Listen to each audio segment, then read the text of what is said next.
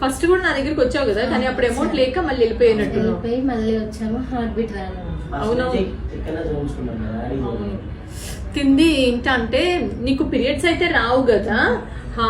మీరందరూ ఒకటి తెలుసుకోవాల్సింది ఏంటంటే, కొంతమంది ఆడవాళ్ళు పుట్టుకతోనే యూట్రస్ అనేది ఇంతే ఉంటుంది అనమాట.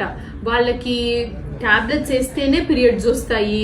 ఎప్పుడు కూడా ప్రెగ్నెన్సీ కూడా అస్సలు న్యాచురల్ గా రావు. హార్మోన్స్ అన్ని FSH LH కూడా 40-50s లో ఉంటాయి. అంటే ఆల్మోస్ట్ పీరియడ్స్ ఆగిపోయిన ఉమెన్ లాగా. వీళ్ళకి మనం టైం పాస్ అయితే చేయలేము. మీరు మీ కండిషన్ అయితే యాక్సెప్ట్ చేసుకోవాలి.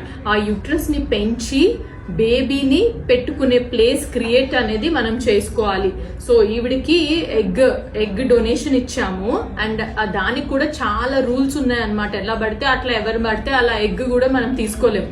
సో బ్యాంక్ నుంచి ఆవిడికి మ్యాచింగ్ అయిన ఎగ్ డోనర్ ని సెలెక్ట్ చేసి హస్బెండ్ నాన్నతో కలిపి ఎంబ్రియోగా మలిచి ఆవిడికి పెట్టాం.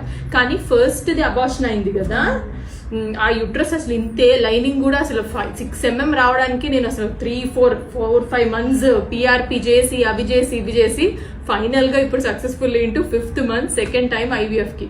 పోన్లేమ్మా, హ్యాపీగా 3-4 years నుంచి తిరుగుతున్నారు. ఫస్ట్ నా దగ్గరకు వచ్చారు, కానీ అప్పుడు అమౌంట్ లేక మళ్ళీ